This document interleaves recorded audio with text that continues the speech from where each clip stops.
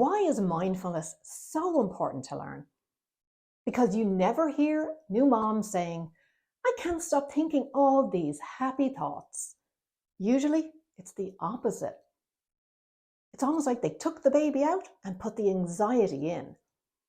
80 to 90% of breastfeeding moms stop before they plan to because they were not prepared for the emotional overwhelm that comes with the early exhausting days of postpartum. And the class they took provided no strategies or tools to navigate the huge elephant in the room, emotional overwhelm. Today, we're diving into a unique type of stress, the emotional upheaval that comes hand in hand with the early days of breastfeeding.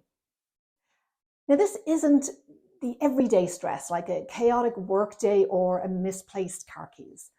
This kind of stress is associated with pain, shame, and a feeling of inadequacy. It leaves you doubting yourself as a woman and as a new mom. And it's not your fault. This kind of stress isolates us and makes it less likely that we'll ask for support. This is just how the brain works. When you're in physical pain, emotionally stressed, and exhausted, your body switches into fight or flight mode.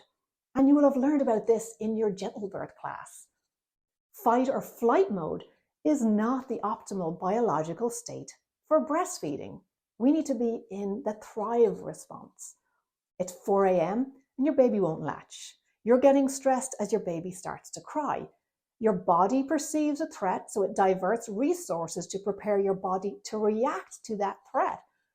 In labor, fight or flight shuts down oxytocin and shuts down labor. Similarly, stressful thoughts about breastfeeding and nurturing your baby slows the letdown of milk. Cortisol passes to the baby and it affects the calorie level and even the fat content of your milk. Over 1,000 biochemical reactions occur, including a surge of adrenaline and cortisol. These are chemical messengers that make breastfeeding more difficult. Our own negative thoughts and worry are a constant presence, especially for first-time new moms. You're thinking, is my baby still hungry? What if my milk isn't enough? Everyone else seems to have figured it out. Why can't I? When our habits of thought become negative and chronic, it's keeping our bodies in a constant state of stress. Our bodies react as if the threat is real and constant. This is where the emotional turmoil of the early breastfeeding journey can take a toll. And what's even more fascinating is that we created it in our heads. Those stressors don't have to be real to affect us.